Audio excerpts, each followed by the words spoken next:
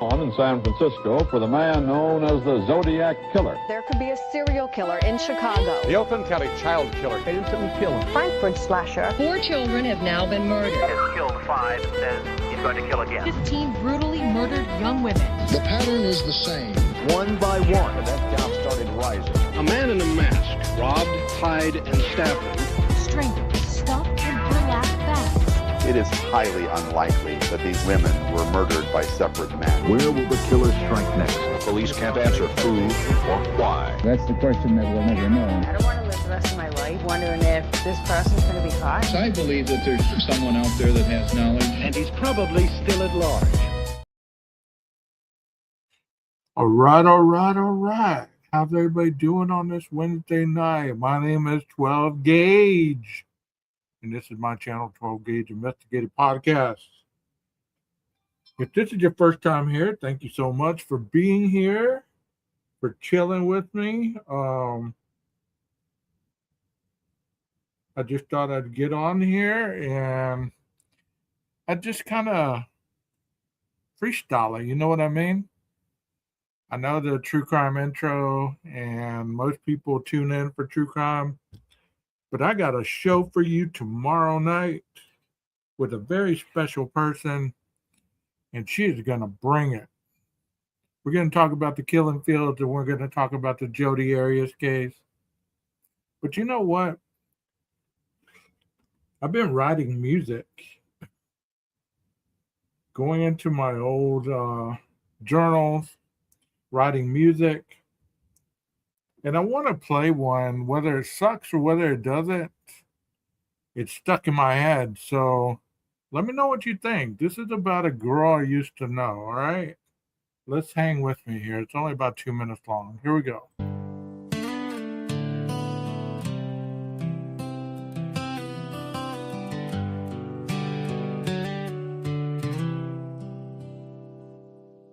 Haley was a woman that tried to fulfill the dreams of her life. 20s, 50s, hundreds, all have left and died. Too many strangers living in denial, spitting their game to Haley's style. She would smile and drink that drink, asking for a dance, trying to be discreet. Haley, where did you go? Has life turned you into a broken bow? Those clacks in the sky on that pole told the world you were in charge, asking for more. Haley, where did you go? Haley, where did you go?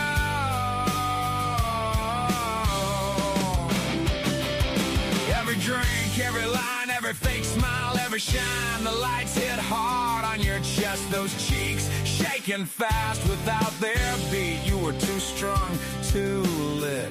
Haley, how did you forget? Haley, where did you go? Haley, where did you go? The end comes near and the young falls off your face. The skin starts to tell a story of a life lived fast. Where did you go?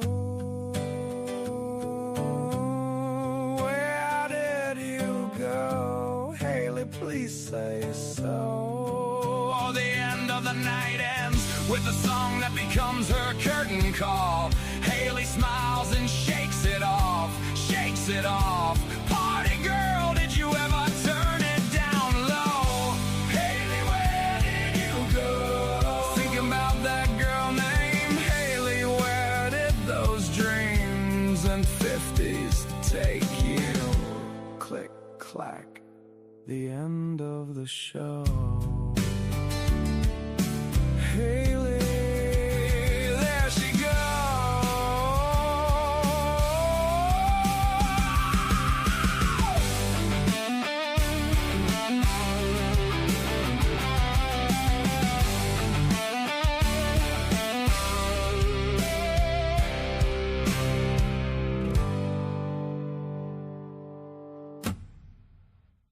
right, there we go. There we go. Let me turn this on. All right. So let me ask you a question. Have you ever had somebody in your past, just kind of like that song? I wrote that song about somebody I used to know. Everything I put in that song was about the girl I used to know. You know, we all have a story. We all have a story to tell, right? You know, I can't play guitar. I've tried it. I've strummed along a little bit with Jeff, but for whatever reason, I can't get it right.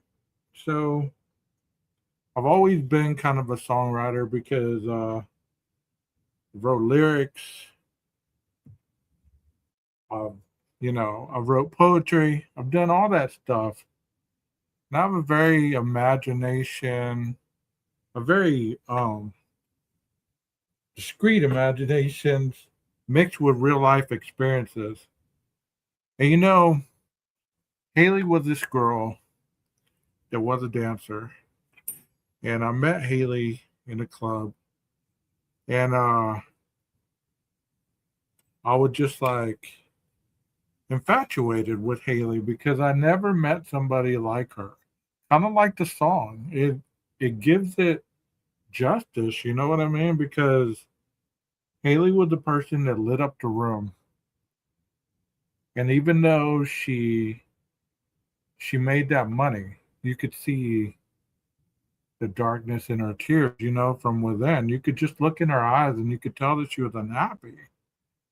I mean, she was doing what she needed to do in order to not only fuel an addiction, but she was fueling a life that she was running from.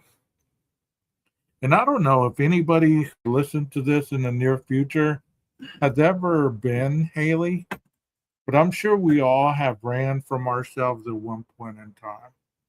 And I'm glad you will, Jeff, because that is catchy, isn't it? That is a catchy tune. I put in, grunge style ballad. So it kind of has that Nirvana, Pearl Jam feel to it. But that is my voice. I did sing into a microphone and did the chorus and everything. It's like I had to sing the song. It's not like it was AI formulated or anything like that, even though the app did, make it to that level. It's kind of shocking to hear yourself singing something where 5 minutes earlier you're singing with headphones on, with no music, and just kind of an a cappella. A little story about my life, because I love to tell stories on here. Not stories because they're fake, but stories because, the older you get, the more wisdom and life adventures that you have. Back in 6th grade, in elementary school, there was this music teacher that formed this group. They used to meet at 12:15, right? Right after lunch, in between lunch and recess. And he called them the 12:15 singers. And guess what? Your boy ended up being in that group, not because I wanted to, but just like everything else early on in life was fueled by chasing a woman. You know what I mean? It's like, yeah, maybe you can get your band to play that, Jeff. Learn the chords and play that with your band. I don't know if you're busy, but if you want to come up and talk with me, you're more than welcome. I mean, I'm just talking tonight, and it'd be nice to have somebody on the stage because we can talk music, because I don't, I know a little bit about it, but I don't know a lot. And I know you play guitar, so we could definitely talk shop, you know? The one thing about music that I've learned is music is universal. It's universal in the fact that no matter where you're from, if you heard a song playing, it either touched your heart, touched your soul, and you wouldn't even have to understand the language in order for that to be dynamic to you. And I think that is amazing when it comes to music, because there's some music that I've heard before. I didn't understand the language. I didn't understand the singer, but the music was so intense that it almost made you cry. You could feel the vibrations, and therefore it changed your soul. And I don't know, I'm not trying to be deep. I'm not trying to, be, physiological, one of those type nights. I'm just talking, man. Because today was a wild day. Today was a wild day. And if you've had a wild week or a wild day, my hat's off to you. It really is. Because I know there's a lot of people that are struggling right now. But today was a wild day because I spent a lot of it on the road and some of it in a doctor's office with somebody that I can't very well speak on, but, let me put you up here, Jeff. Hold on a second.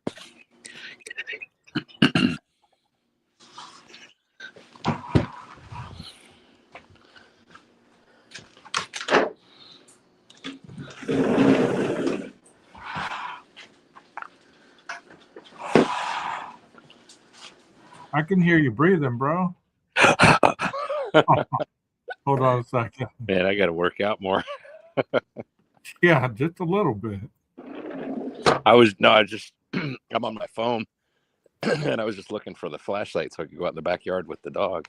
Oh, okay. So you got that song in your head. Oh, it's stuck in my head. It's still playing in my head. Yeah.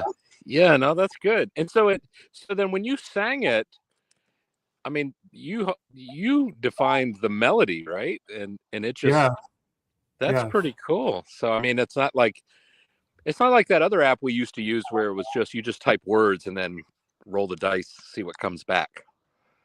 Yeah, I created the melody. That's pretty cool. I got to play with that. I got to do that. I mean, I've even strummed my guitar while I did like a punk song and I was strumming the guitar.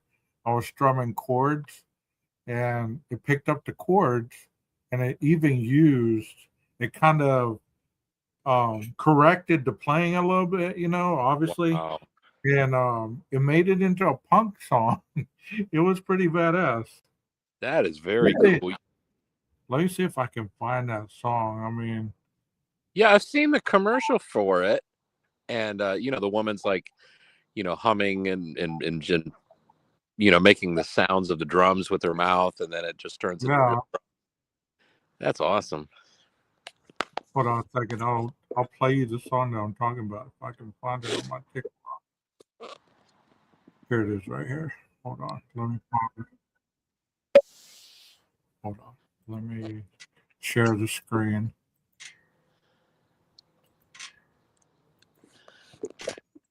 Can y'all see the screen? Yeah. Okay. Here we go.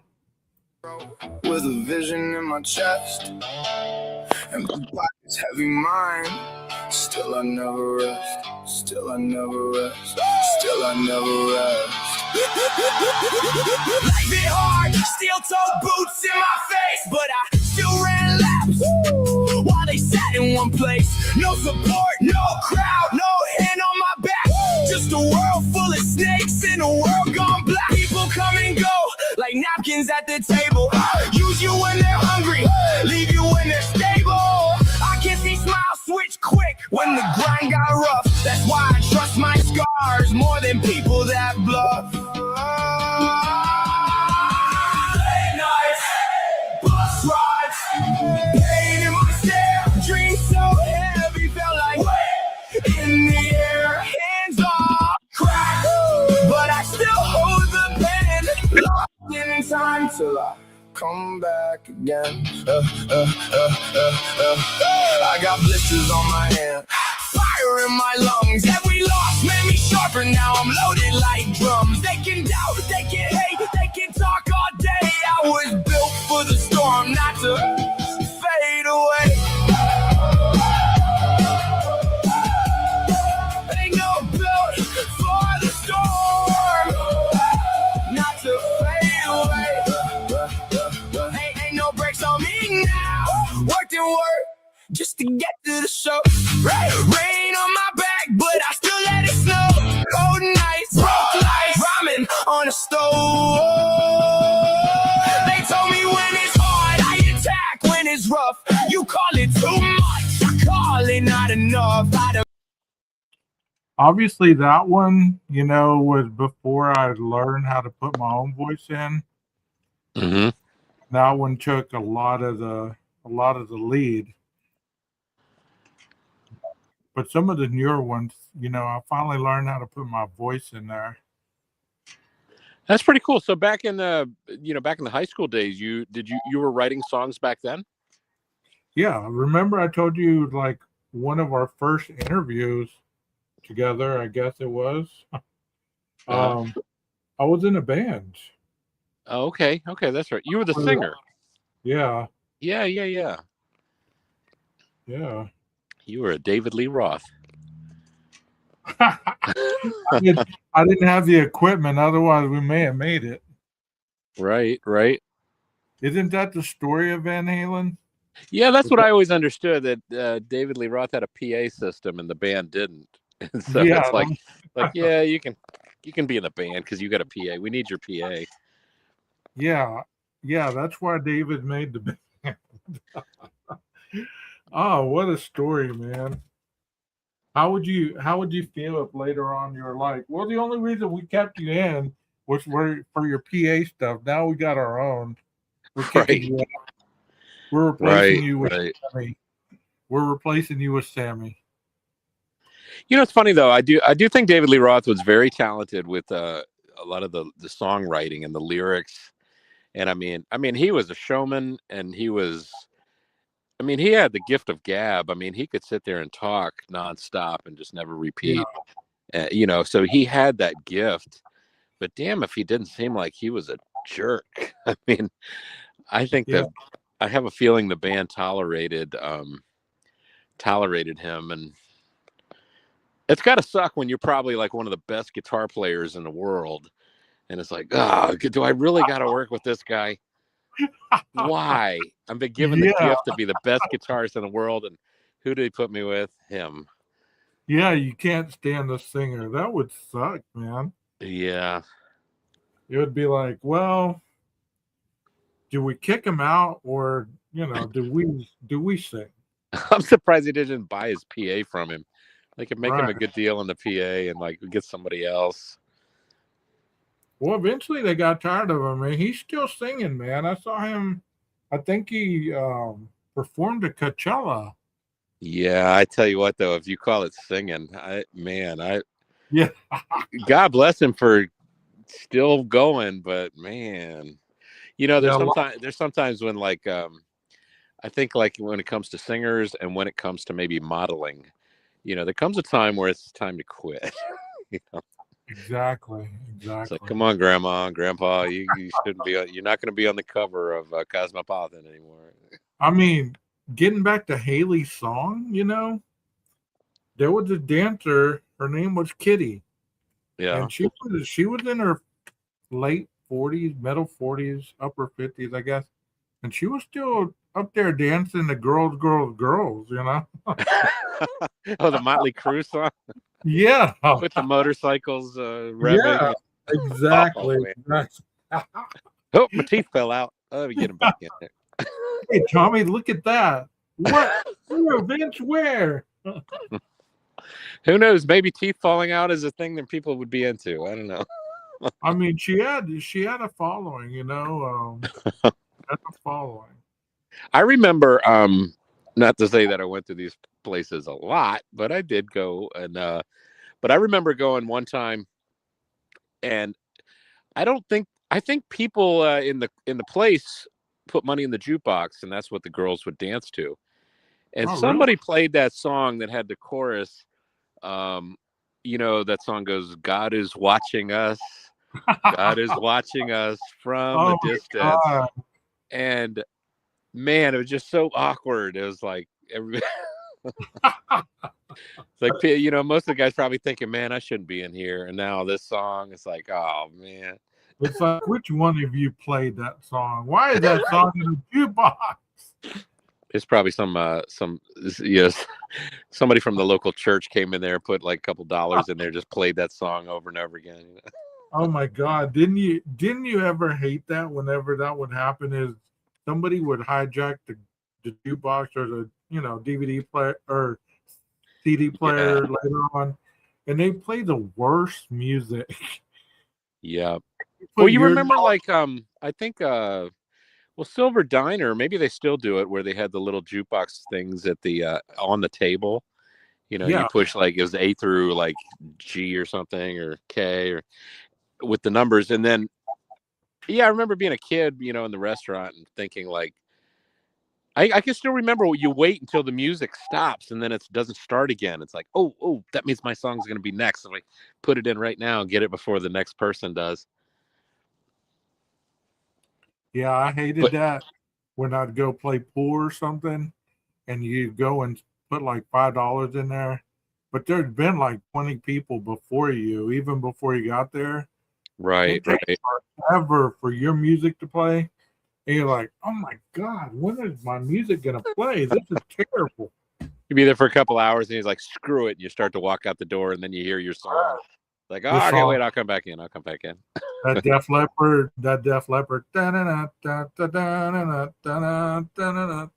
You know what I'm talking about? Oh, yeah. Pour Some Sugar on Me. Is that one? Yeah, there you go. Yeah, there you go. Yeah, I reckon. See, now I understand why you can do such a good work on Suno, because you know you can sing it, you can hum it.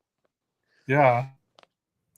I remember. I can't do it with my fingers, man. Like you can. Don't say that.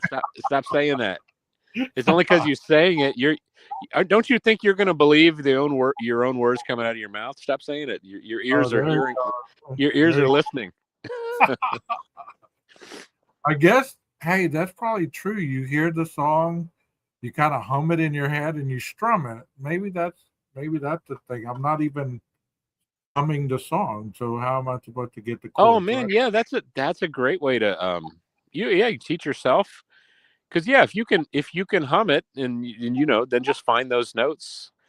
You just take it slow. Just take it slow. Don't try and go too fast. It's you got to walk. You got to crawl. Then you walk. You stumble along the way. You get it. It takes a long time, but it's a nice thing. It's like it's difficult at first, and then maybe it's like childbirth. You know, it's like, but then once you're out the chute. Then you're starting to make progress. Now you're getting your first meal. Now you're getting Well, things happen fast. Is I used to have those moments when we were putting the band together. I'd have those moments in a lyric or I'd hear a chorus in my head, and I'd have to go write it down. Well, since I've been doing it with Suno, I mean, I'm no expert or no pro, but since I've been doing it, I have a voice recorder on my phone, and I just take random choruses, like I hum something or I put word to it, and before long, you have a full song. Like that Haley song. It was probably, I don't know, a couple minutes to write that whole thing. Yeah, that's pretty cool. It's catchy. Yeah, I definitely got to try that. I've often, well, just like you're saying, you can't play guitar. I think there's a part of me that I believe my own words, saying, I can't really write a song or some. And oftentimes I used to say I can't sing, but I try now, and I sing with the band. It's not too bad. We in the band I'm playing with right now, we play that REM song, Superman, and there's a harmony part. The main singer says, "I am." Wait, no. I am. I Come on, man. Don't get me copyrighted. Don't get me copyrighted. Oh, right. Yeah, it's gonna be so accurate. They're gonna say that's what his name. What's that guy's name? Nesmith, the singer. Something like that. Yeah. Yeah. It won't be like Dust in the Wind. Can you believe that, bro? The next day I got a copyright on that. I was like, good grief. Of all the songs. That was quite a compliment. Great, I appreciated that. It was worth it. How are you doing, Walt? We're doing pretty good, man. We're talking music. We're talking, just random stuff. Jeff and I, we can talk about anything pretty much. How did you, Walt? Well, a lot. Oh, talking about the jukebox thing, it reminded me when I lived in Chicago, and there was this laundromat that I used to go to. It was about 3 or 4 blocks away from the house. Man, it had the loudest jukebox, and the sound system was awesome. I mean, every bit of it, the lows, the highs, and it was loud. And I remember going in there. That Tom Petty album, I think it's called Wildflowers. Yeah. And, man, that's a good CD. And I would put I don't know how much it costs, but $5, $6. I play the whole CD, front to back, and start doing my laundry. And I'm sure there's probably somebody that was like, "Damn you, we wanted to play a song." I hate Tom Petty. Yeah. Actually, I played in a band. The last band I played with, the one of the guitarists hated Tom Petty. Is that the one with Free Fallin' and Mary Jane's Last Dance or something? Or is that the one after? I don't think it's the one Free Fallin'. Mary Jane might be on that one, but okay. It's just a good one. It's so well recorded, so clean, and man, the drums just. He had that distinctive voice, man. Yeah. Sad he's gone. There's a lot of great singers that are gone. Yeah, that one hurt when I heard he passed away, because I didn't even think of him ever going. He just seemed like he'd be around forever. And right. And Eddie Van Halen going, man. I remember, thankfully I went and saw Van Halen during their last tour, and when they came to Virginia, and Kathy got us seats. They were like near the back row. They were the last seats before the lawn seats, but you could still see. I mean, and they had the big monitors. Yeah. It's funny that where we saw Van Halen play, I drive near there every time I go to work, and I keep thinking I'm gonna stop in there, and I'll just stop in there every day after work. It's like, hey, I want one of those jobs running camera for the big screens for these bands. I might even do it for free, There you go. But I don't know how you get that job. But if I just keep stopping by and be let's give you a chance, see how well you do. Yeah, just print you out some cards and maybe drop some cards around. Hey, my name's Jeff, and this is what I do. Yeah. Yeah, you can make opportunities for yourself. I mean, the job that I even have right now is just a job because I happen to be in the neighborhood, and I stopped by to say hi and said, hey, if you got anything, just call me. And I think the next week he called me, and now I'm doing their social media videos and stuff. So things can happen. It doesn't have to be an ad from LinkedIn or Indeed or. Yeah, sometimes. I was thinking that today, actually, when I was at the doctor's office with my client, and the doctor was asking me all these questions, and she was very impressed with how I was answering all this stuff. And I was thinking to myself, man, it feels like an interview right now. Who knows? Who knows in the near future if I get a phone call and be like, hey, are you looking for a job? Yeah, yeah. What is I heard somebody once say, like they said, always be networking, always. Just I guess you got to do it. You can't be doing it all the time though, because then you probably start sounding like a car salesman. You're trying kind of pushy.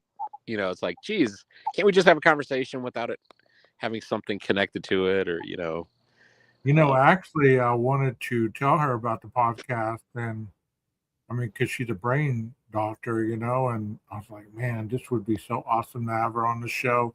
I could have so many freaking questions about, some of these cases, about, how the brain affected by this and that and the other, and it'd be amazing. But you could ask what is wrong with the Pro-Burger brain? Tell me, can you analyze that? What's going on there? What's that all about? Walt said he saw Christopher Cross. Do you know who that is? Oh yeah. Sailing. Oh, I shouldn't sing. I don't want to give you copyright. Is it sailing or sail away? No, sailing. He said they co-headline with Toto. What's cool? I know there's a Christopher Cross song. Rick Beato, right? The guy who analyzes music and he's interviewed like Sting and very successful on YouTube when it comes to music. But he pointed out this amazing guitar solo that Chris Cross does at the end of one of his songs. Chris Cross didn't feel confident about his guitar playing, so he kept the volume of it all really low in the mix. But Rick Beato analyzed it as it's like one of the most amazing guitar solos ever. It's like perfect, and it's like you just want to like kick Chris Cross in the butt. It's like, what? Why'd you do that? That should have been much louder so we can hear it. Right. You gotta sit there and like struggle to hear it, and it's such a perfect solo for the song. Is it one of those things that maybe you don't have confidence because to you, your ear hears it. It sounds okay, but it doesn't sound great. You know what I mean? Like you were telling me one time that you were playing and you felt like you weren't hitting the riffs right or something. Remember you were telling me that? Yeah. And then you listen to it like a week later and it's like, damn, it's not as bad as I thought it was. And it's actually quite good. And yeah, I think it's one of those things is like when you hear something for the first time. Well, like just today I heard the Rolling Stones have a new album coming out, and on iTunes they've got 2 of the tracks or you can play them. And when I first heard it, I thought, okay, this is interesting, but it's not grabbing me. But I kind of forgot as I'm driving in the truck that it's on loop and it's just going to play those 2 songs over and over again. And I kind of forgot they were on, just doing my thing, and next thing I know, it's like, okay, this is growing on me. And I think that's the kind of thing, just like movies, like maybe a movie might not get you the first time, but you watch it a couple more times after that, watch it later, and it's like, okay, now it's something. Well, especially if it's something that grabs that part of your brain, you know what I mean? Like, that's why I guess, when you're talking to a little kid, you're using that kid's voice, you know what I mean? Like sometimes you shorten a kid's name by adding the EY to their last name, like Thomas, you would call him Tommy. Or Jeffy. Jeffy, yeah. Let's see some other ones. God, my brain just went blank. Billy. Billy, because it's a way that sound catches your attention in a way that the other syllables, I guess, don't. You know what I mean? Like, if your mom yelled at you, Jeffrey, or Jeff, Jeff. Yeah. That is totally different than Jeffrey. So if she's saying Jeffrey, then it's Jeffrey, come here. It's very kind and very warm. But you hear that other word, that other variation, then it's like, oh, I'm in trouble. Run. Is it kind of like I saw this video recently with a guy. He was talking about when his son was born, and so they got the video of the baby. Hasn't been out of the womb very long, I don't think, and is crying. And he's like, he's talking about the video, but he's like, watch when my son hears my voice, and he starts to talk calmly, and then the baby's eyes open and it calms down, and it's like, I guess it's kind of like pattern recognition, or just something that's the familiarity you have with a sound, and then and then you have a reaction to it, either comforted by it or you're fearful of it. It's pretty cool to think about, and then think about how that works with regards to music. Like that band Tool has some very complex music, and I remember a couple of their songs, I listened to them and I couldn't quite figure out, like, where's the beginning of the phrase and the end of the phrase. It's like they're really messing with your brain. But after you've listened to it 3 or 4 times, and then especially if you pick up the guitar and try to play along with it, and you're like, oh, okay, I get it now.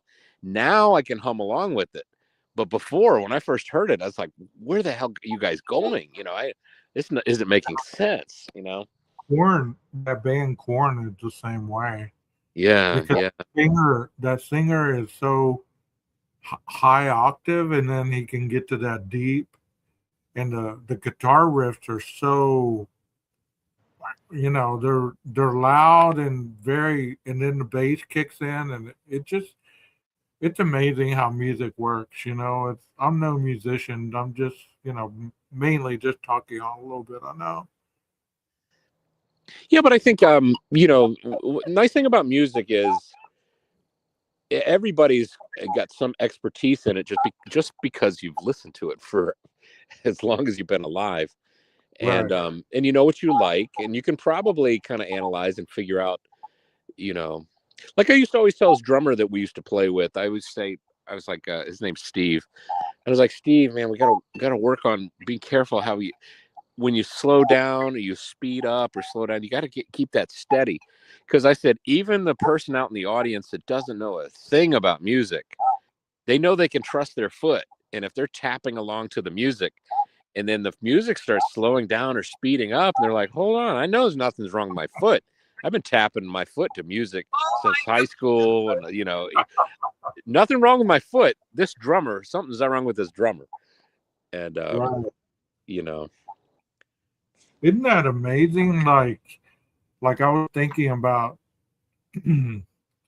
like I said earlier, music is universal. It doesn't matter what language you speak, whether you can understand the lyrics or the singer.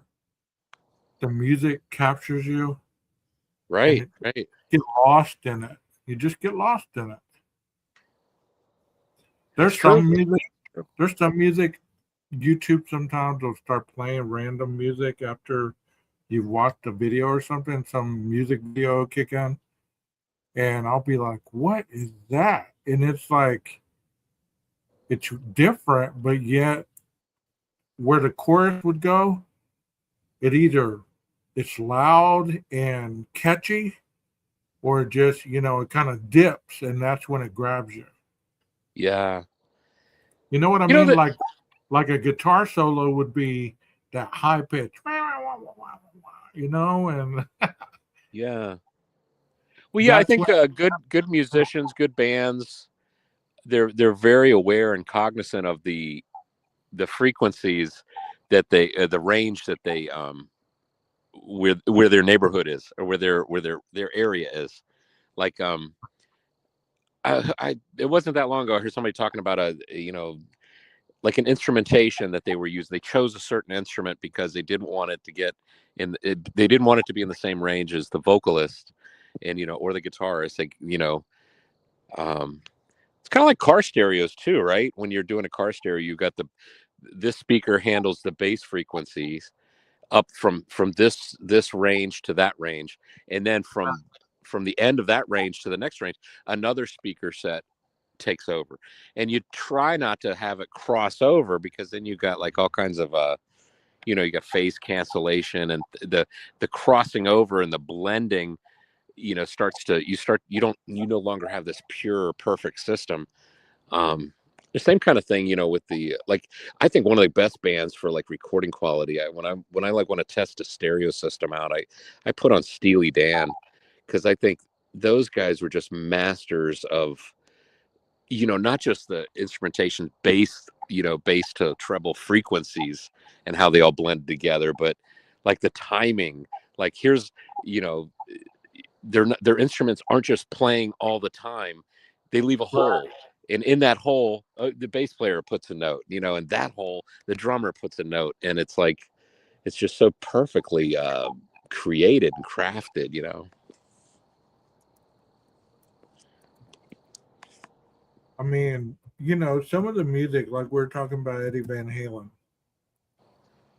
And like even before the singer starts singing, the guitar can make the sound almost of a vocalist.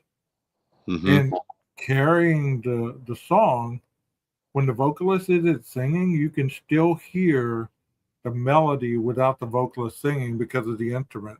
It's amazing to me how that happens. Or like that band Boston. I can't. It's a song on their first album, but the singer just continues to go higher and higher and higher.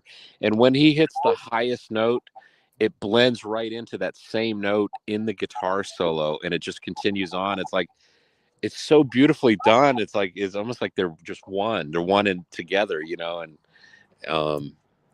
but yeah, you're right.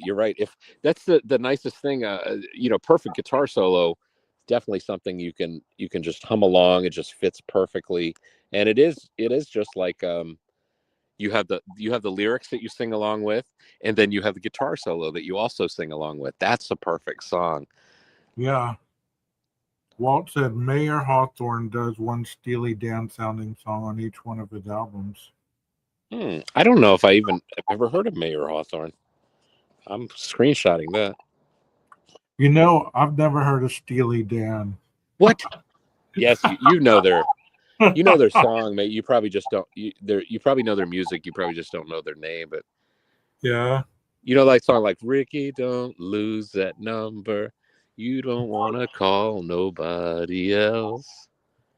Man, they've got a ton of songs. I think they've got this Red album that's like, it's called a decade worth of Steely Dan or something. And it was like a double or triple CD that I used to just wear out. Isn't it interesting that you hear the music from the 70s? You can tell what generation it came from. Like the music from the 70s was a lot. I mean, even AC/DC and stuff like that, they were hard, but they weren't anything compared to the sounds of the 80s and the 90s. You know what I mean? Like, I don't know if the musical instrument, the microphones, whatever, got better, but the music just seems a little duller. You know what I mean? Do you agree? Yeah. Yeah, it has a lot to do with, the recording engineers and the recording equipment and the producer, like that guy Mutt Lange. Was the producer for AC/DC, for Bryan Adams, and for a bunch of other bands. And sometimes I think I think I've heard people say you listen to the drums, you're like, oh man, it sounds like the same drums from Bryan Adams and AC/DC. It's like he's definitely got his formula for how to record drums. But like the band I'm playing in, it's the Jack Pooley band, and look him up. He's got 2 albums out that I think are really great. Pooley.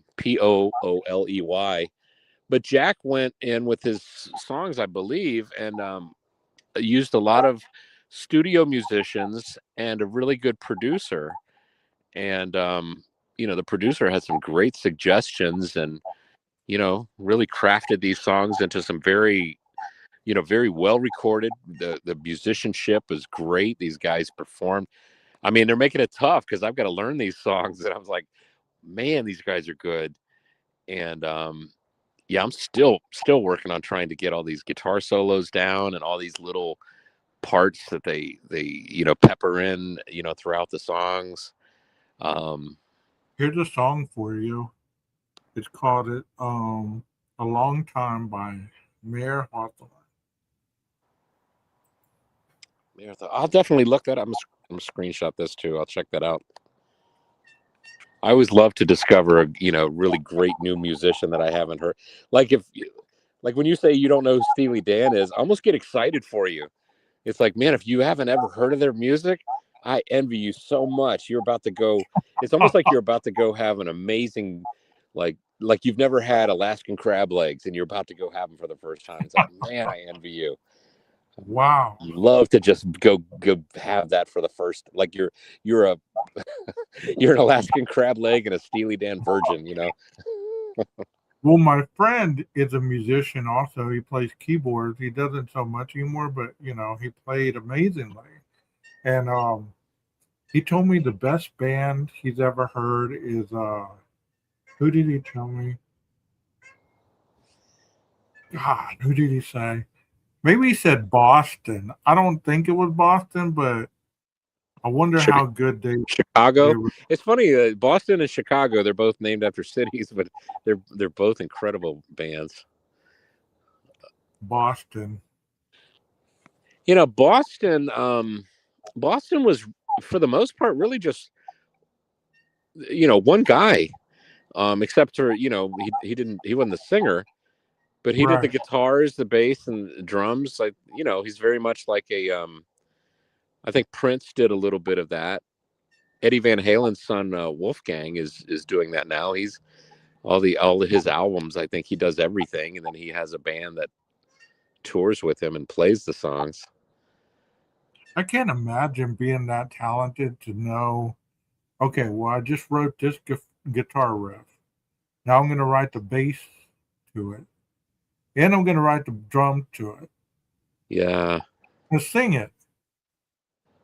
It's like, okay, you come from a very talented gene pool for real.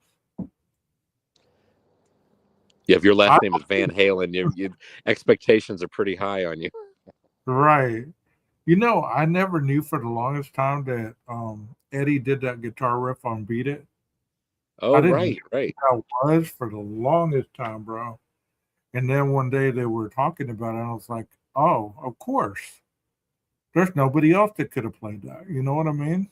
Now, here's the thing. I was well, I don't know what year that came out, but I was still a kid. I can remember being in the basement of a friend's house with he's got 4 or 5 brothers. So it was just all of us just, down in the basement are all playing, and that came on. And now I had the opposite reaction. When I heard it, the moment I heard it, I knew it was Eddie Van Halen. Because there's nobody that sounds just like Eddie. Even those that now, although I've heard a couple of people that are, that try to play Eddie's music and they get it damn close. Even Dweezil Zappa, Frank Zappa's son. Yeah. Now Dweezil actually, Eddie Van Halen would just stop by the house and when Dweezil was a kid and would show him stuff. So he had firsthand like teaching on this stuff, but man, he can play and get it quite close. But Eddie was so like can you imagine Eddie stopping by and being like, hey, let's jam? Oh man. And you're a kid and you're just like, oh, I know Eddie Van Halen. Yeah, right. Yeah, I would have been if I would have been a kid like Dweezil and Eddie. I was like, you don't have to leave. You can hang out here. Just stay the weekend. I mean, they could have done a 3-piece. I guess they could have a singer, Eddie, and the drums, and they would have been all right. I mean, And you heard that Eddie Van Halen didn't receive a cent for that work on Beat It. Yeah, that's what I heard. Yeah, because apparently the band had a rule that they weren't allowed to go do anything else, but other than the band stuff. And I think I heard the interview with Eddie Van Halen. He said when the opportunity came about, all the guys were on vacation or he couldn't reach any of them. So, oh well. So I saw that interview also. Yeah. That was great. I think it But was you with know what? Pierce Morgan. I think Pierce Morgan was interviewing him. I think. I think it's awful when personality like get in the way. You start a band, and I mean, even our little band that we started. I mean, you know, the guy who I co-wrote songs with and whatever, he let it go to his head, and he started kicking people out before we even really had any kind of gigs. You know what I mean? Yeah. And you know, it was like, bro, you're not Axl Rose. I know that's your favorite guy, and you're acting like him, but you're not acting. Yeah, I've seen that kind of mentality. You know, I've seen that happen with musicians that I know. I'm thinking to myself, it's like, you know, like even down to the level where they were, you know, copywriting the songs and you know, I guess they would have arguments over who owned the song, and especially when the band broke up, it's like, oh, geez, that's what Are a you mess. serious? Yeah, I think they, you know, I mean, I could understand if these were like, if, you know, if you just wrote something that's like Bohemian Rhapsody, you know, it's just something enormously huge, could be, but I don't know if it's just I don't know. I mean, I just enjoy playing music, and you know, I don't, once drama starts to enter the picture, I think it can really kill the music inspiration, and that's no good. some of the greatest bands have let egos kill their history. You know what I mean? Like, Yeah. I'm so glad. I wish I would have seen Def Leppard play, because they were one of the bands from the 80s that has stuck it out with the original members. You know what I mean? They haven't let people, you know, influence them so much that they kick this person. You know, Yeah. Okay. How many bands would do that? Like, if you could honestly ask a band, all the other bands out there, it's like, okay, here's a scenario for you. Drummer loses his arm. Is he in or out? Right. Your guitarist is an alcoholic, in or out? Right. Keep him in until he kills himself with alcoholism. You know? I think you still got opportunities to see Def Leppard, though. I think they still tour. I saw them in Chicago a long time ago. They we got tickets. You know who else sounds pretty good? Bryan Adams. I hear he has an amazing show. Are you still here?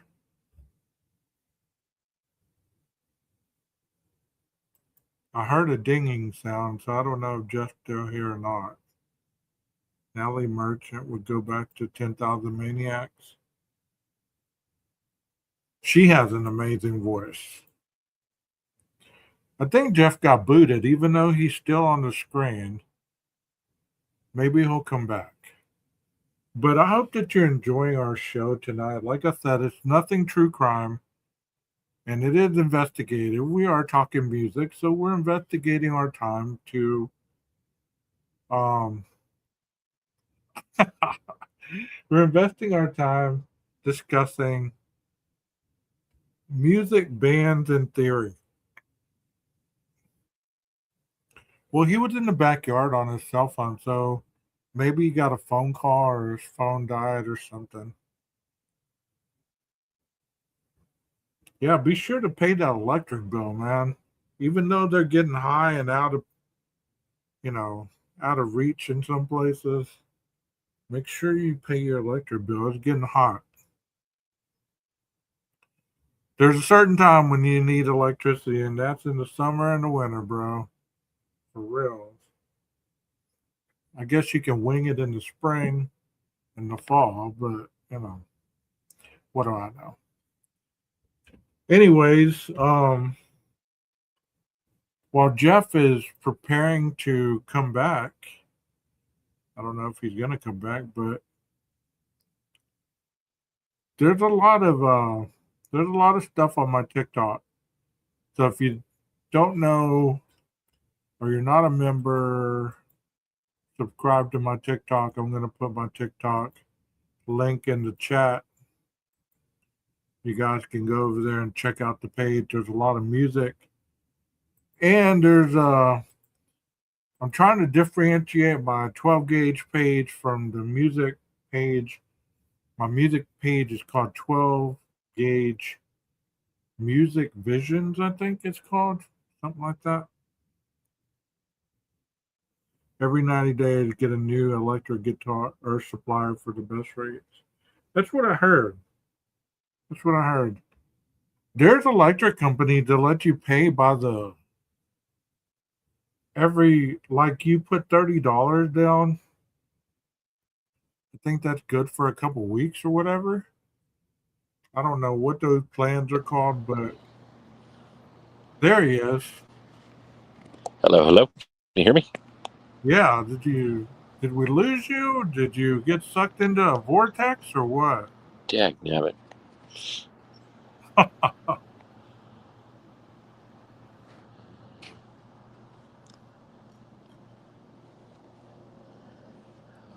You're here. Can you hear me?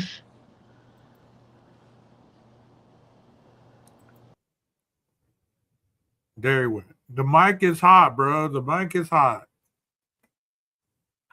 Anyways, music is a beautiful thing. It unites people. It helps you reminisce. It helps you reminisce about a time that maybe you had a good memory, you know? How many times do you hear a song playing on the radio and it takes you to a memory that you may have forgotten a long time ago? No. Hey. The mic is hot, bro. Oh, sorry. Hold on.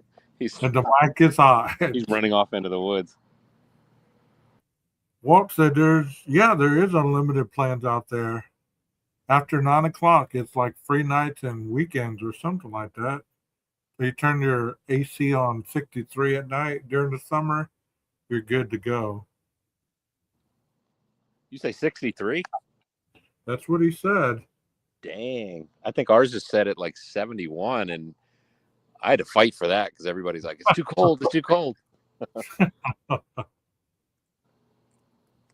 So, yeah, we're talking music tonight. And were you in any music classes? Did you play in the band in school or anything like that, Jeff? In high school, it wasn't really a class for music, but in high school, the biology teacher and the geometry teacher, one was a drummer and one was a guitarist, and they started an after school club. That's where we met our drummer George. We formed a band that way, but I was always self-taught. Okay. So, you know what's hilarious? I brought up Bryan Adams a while ago in the summer of '69. That's exactly how our band was. Yeah. Jimmy quit. Joey got married. Should have known we'd never go far. Yeah. Was the summer of '69. Yeah. You know, I used to play that when that hit really in the 80s, you know, toward the 87, 88, somewhere around there, I guess, 86. Uh-huh. And when that song came out, that one in Heaven, I used to play those two songs nonstop every day before school. I had vinyl. We had a record player, and we had vinyl still. And we had this old record shop. You know how they portrayed those old record shops where they had all those vinyl records and you could go in and, you know, rummage through them and get the ones that you wanted. Uh-huh. You know what I'm talking about?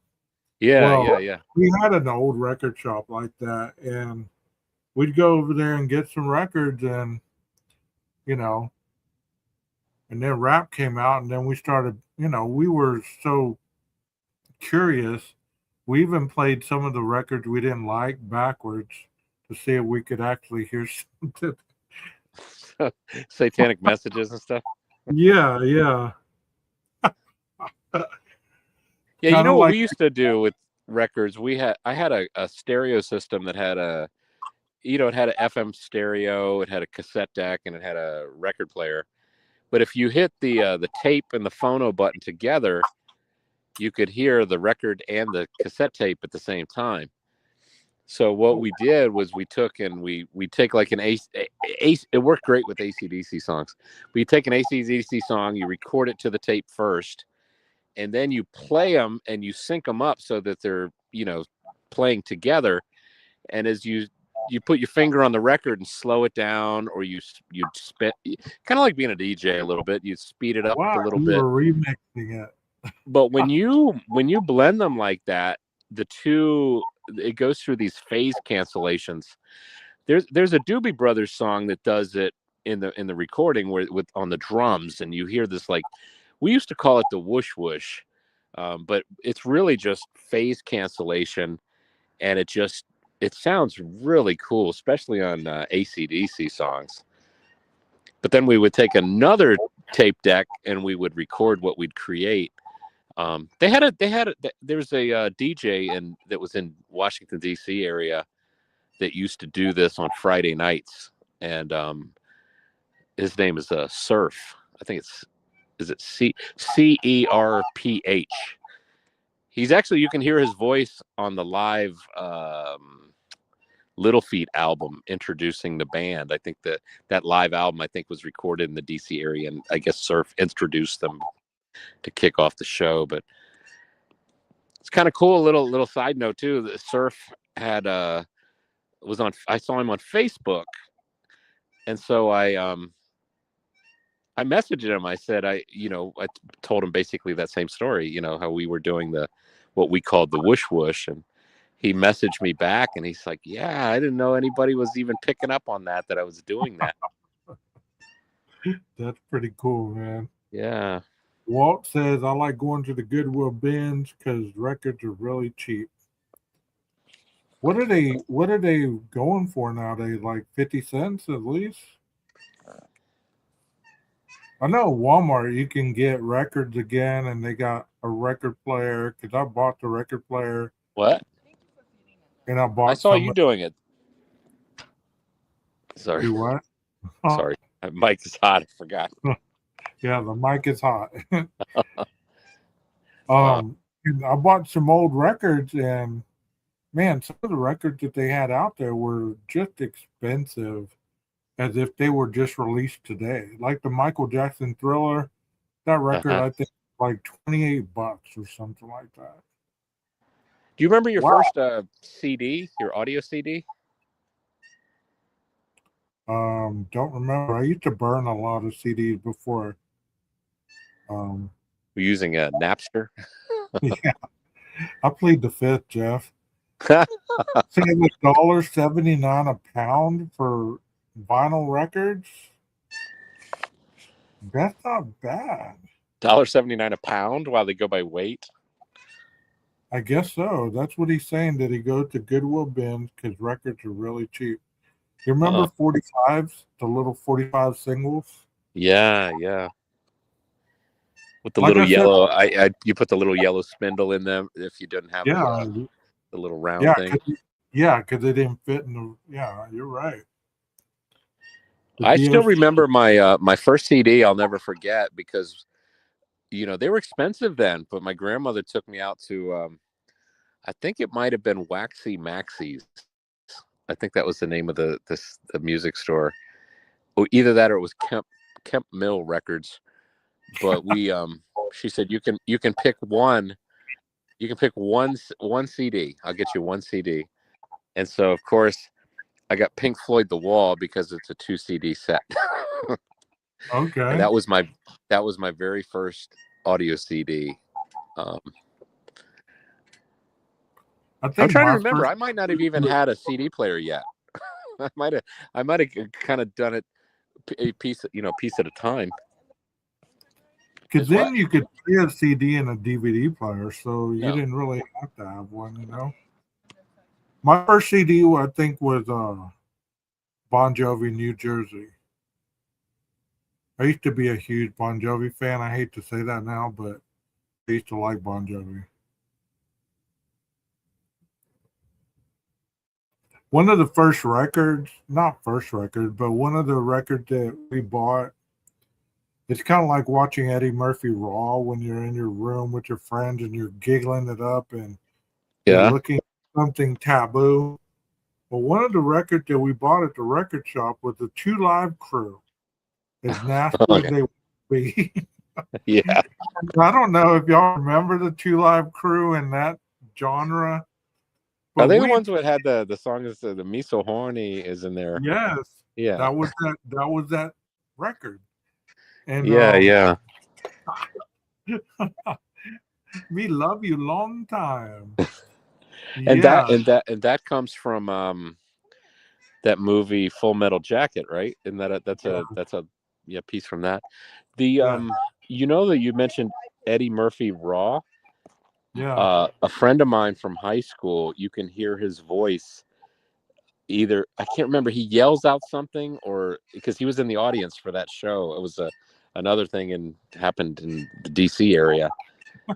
I can't remember what it was, but I thought when he told me that, I didn't believe it at first. And we pulled it up, and he's like, right there, that's me. I yelled that. It's like, wow, that's pretty cool. I wish I could remember what it was or what he said. Man, we watched Eddie Murphy Raw every day after school. We would recite. We were reciting. Yeah, I remember. Eddie, what have you done for me lately, Eddie? I'm not no animal. I'm being Eddie. Oh, remember what the ice cream man? Yeah. You ain't got no ice cream because you're on the welfare. I cannot believe you know Eddie Murphy Raw. That is crazy. I like it though, man. Yeah. That's all I remember though. I'm trying to remember. I think that's the only thing. The ice cream. And we're talking about the hamburger. We got McDonald's. You got a home burger. Because he was saying that his mother made him a McDonald's burger. She got two slices of Wonder Bread, a big old patty that was all greasy, a piece of cheese, and some ketchup. And, he went out there and the ketchup was, the grease was seeping through the Wonder Bread, and the ketchup made it look like pink dough. I was just reading Walt's comment. The DOC Funky Enough. What is DOC? That's one of the original members of NWA. Oh, okay.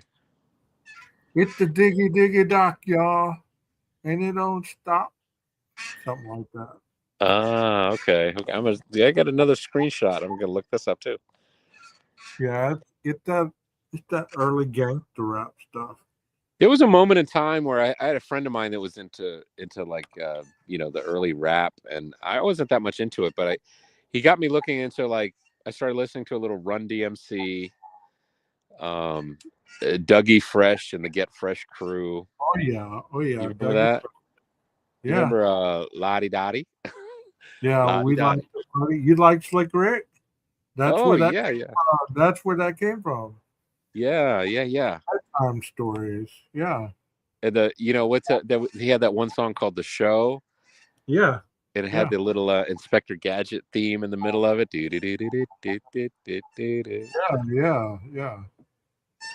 I mean, but Lottie Dottie, we like to party. We don't cause trouble. We don't bother nobody.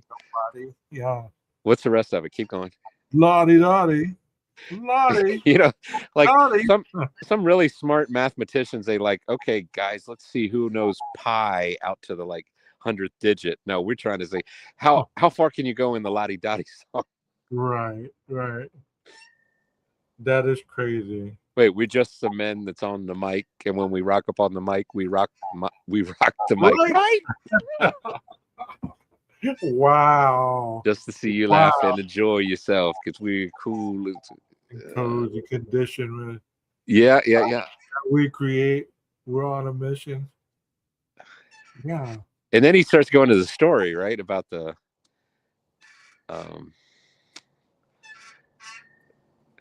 He said, I like Funky Fresh until the Mark Jeff Capel had him perform at Pittsburgh. Okay. You know, during that time, it's like the dirtier, the nastier the lyrics, the more we wanted to be a part of it. I was all about NWA, Eazy-E, Too Short. It was definitely the East or the West Coast rappers that I was into.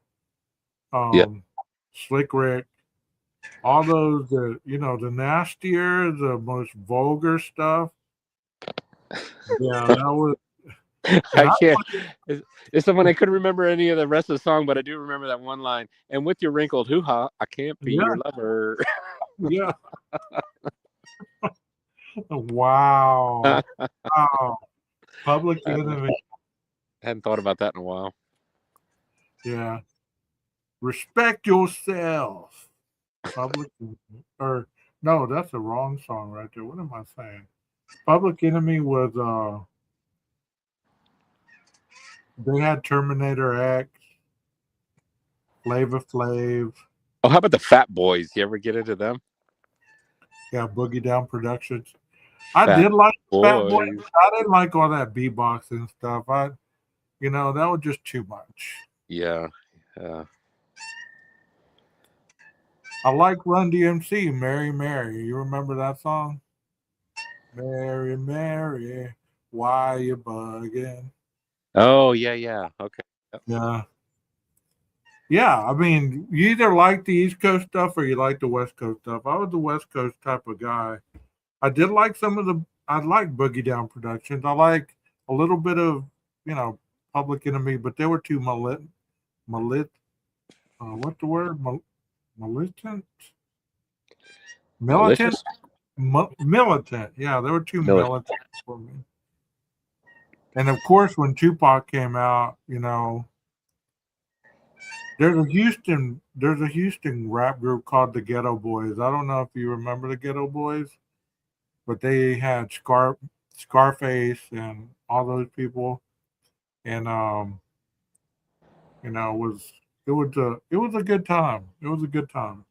Like, I'm thankful to see a lot of great music evolve into greatness from very early beginnings. We've actually been blessed to see some of the greatest artists ever to walk the earth. Don't you fear like the future of music will be a little too AI and a little bit too, machine created? I mean, even like the stuff that, sampling, feel like, okay, gosh, you're not even starting with a blank slate. You're like taking like, I was just talking with the drummer when our band performed on Sunday, but he played something and I said, oh, that sounds like Funky Cold Medina. He said, no, I was actually playing the beginning drum riff to Van Halen's Jamie's Crying. It's like, oh yeah, that's right. They sampled that.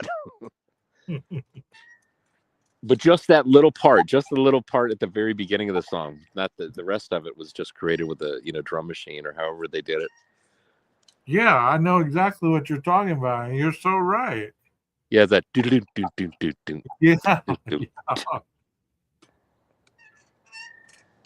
Do you like Aerosmith? Yeah. Oh, that's right. They did the thing with Run DMC too, right? Remember that? Yeah. Oh, that was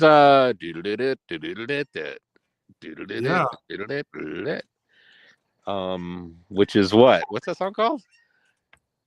Walk This Way. Yeah. I still remember I was in middle school. I can remember being like I think I was gonna fail like my, what is it called, a home ec class, where we were learning how to cook. And I still remember like, they taught us how to be, when you put a pot on the stove, be sure the pot handle is not sticking out over the edge of the stove, so you come and hit it.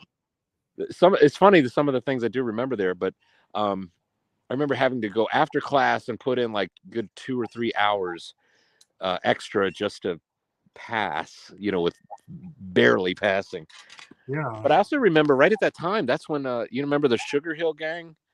Yeah, I do. Yeah, what was that song? Because that was considered like one of the first rap songs, other than that one by Blondie. Do you remember Dr. Demento? Yeah, he had a radio show, right? Yeah, he used to have rap on there, like Rapping Duke, the Rapping Duke.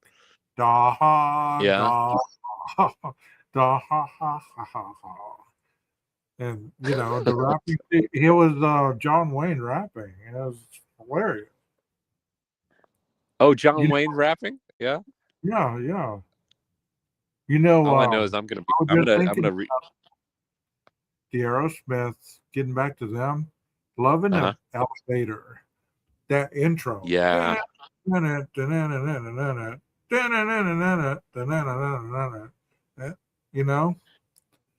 Yeah. That intro was just amazing, man.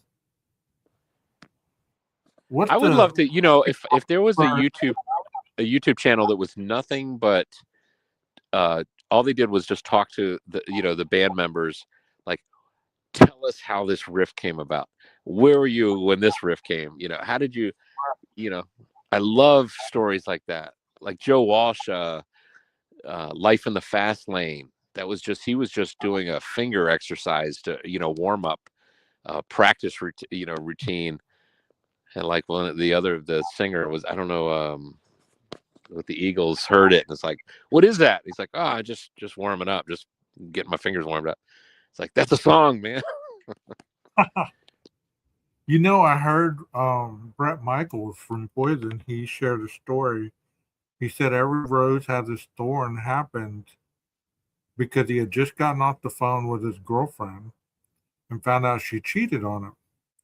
And he said he got his guitar, sat on the bed, and started strumming. Wow. And through pain came one of the most recognized songs of all time. That's usually when it happens, it's when your heart is attached to the music, magic happens. Every rose has a thorn. Bill and Ted's Excellent Adventure. I know the meaning of life. That, Ted. Every rose has its thorn. Quote her some lyrics, dude. Quote her some lyrics. Oh my gosh. We used to watch that all the time too. That was a great movie. Yeah, I can't believe they tried to recreate that again. I mean, it was funny, but you can tell they're so old now. Yeah, I don't think I saw that. Should I stay away from it? Is it gonna like ruin? Yeah, it'll ruin the other one. Yeah, maybe I'll just leave it alone. They're just older. You can tell that they're older. You know what other ones I like to watch? I like to watch The Clerks. I was just gonna say that. I was trying to remember it. Yeah, with Silent Bob and Jay and Silent Bob. Yeah, Jay and Silent Bob. What was that thing that he was kind of rapping in front of the store? It's so funny and it's so raunchy too. He was talking about selling weed. He's like, "Come here, little man. Put the money in my hand." Something like that. Yeah. Yeah, those are all really funny movies. I'm not even supposed to be here today. He's like, "What's with the shoe polish on your hands?" Don't ask. He's like, "It's my day off. I'm not even supposed to be here today." He keeps saying that all through the movie. And Clerks and all those movies, there's something about Amy. There's Dogma. Yeah, Dogma. All those same actors were, they all. Oh yeah. What is it? Amy Silvers? Yeah. Silverstein? Is that her name? I don't remember her name. It's Amy something. Yeah. But her, Matt Damon, the other dude, what's his name? What's the other dude's name that married Jennifer Lopez? Ben Affleck. Affleck, yeah. And then Jay and Silent Bob and all those other characters, they all played in those movies. Kind of like what what's his name did with his movies. Kind of Quentin Tarantino would kind of use a lot of the same actors too. And, I guess when there's some people there's some actors that just they really just get it, and then when you get a group of them that just get it, then you just got something gold, and you got to, What the guy that was in Big Daddy? I can't think of his name.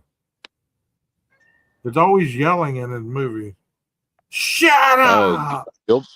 Gilbert Gottfried? No, it's he always had that other guy that goes, "You can do it." He plays the Gigolo guy. God, what is that dude's name? I can't think of his name. Oh, not with the guy whose father is in Seinfeld. That not him. No, that's Stiller. Ben Stiller. Ben Stiller. It's the other dude. He's in Big Daddy. Well, he plays in Grown Ups. He plays in Grown Ups 2. Rob Schneider. But what's the brown haired guy's name? For $500, what's the brown haired guy's name? He's curly headed. He plays no Googling. He plays in that golf. He's a golfer, and he has a hell of a swing. Adam Sandler? Yes, Adam Sandler. All right, I'll expect my $500 by the end of the week. He's the one that has a group of friends also that plays in all his movies. Oh wait, Walt might have gotten it first. There's a little delay in when the text comes up because I just said it, but it's there. I bet Walt said it first. We'll split it, Walt. $250.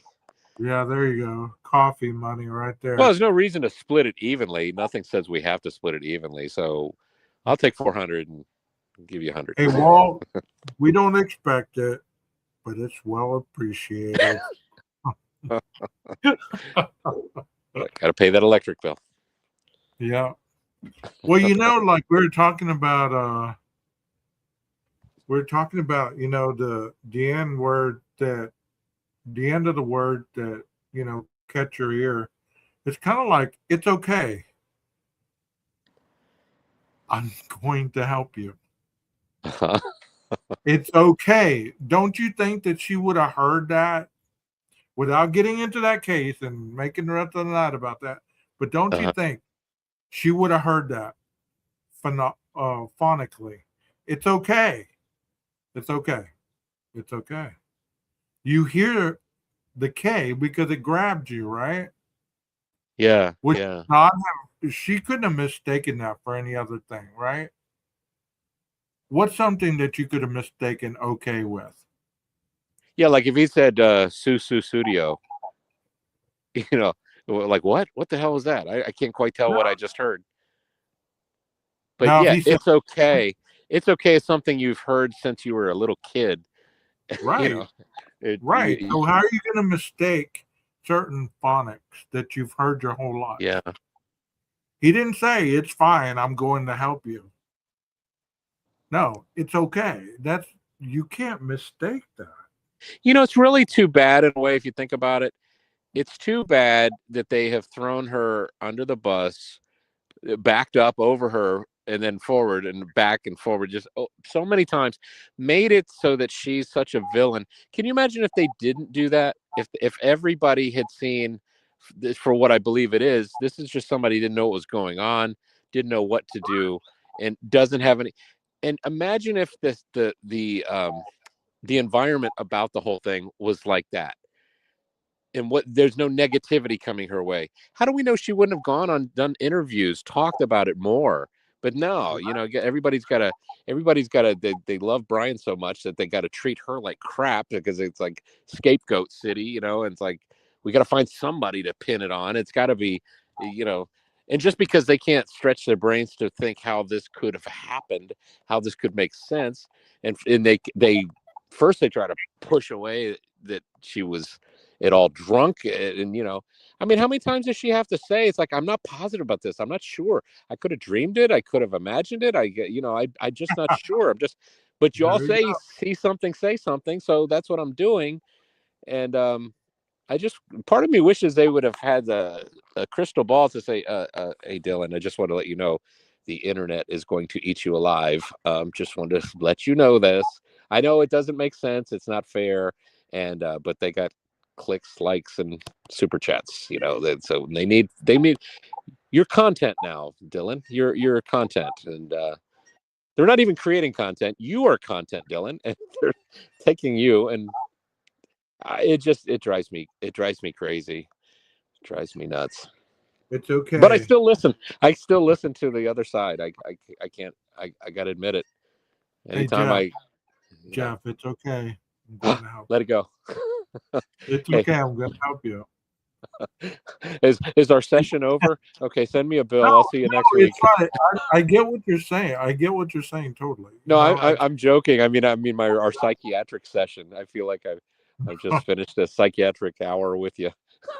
but think about that a little bit. I mean, I was thinking about that the other day. I was like, okay, so they still harp on all these words that they heard or didn't hear according to a book that's not relevant, you know. And I don't know if you watched that.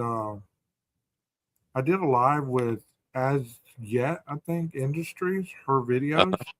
I did the 2 videos, and I think she's right on point with her visualization of what she did. Showing I think so too. I mean, it makes sense. You know, the thing too, they keep saying cleanup, and I don't see evidence of a cleanup. You know what I see? I see a massacre happens on the 3rd floor, and then there's a little bit of blood as he travels to Xana's room, right? Yeah. And then there's a massacre in Xana's room, and then there's a little bit of blood as he leaves that room and goes out. You know, so it seems to me that it's not a cleanup. And again, it's like the Ukrainian girl stabbed on the train.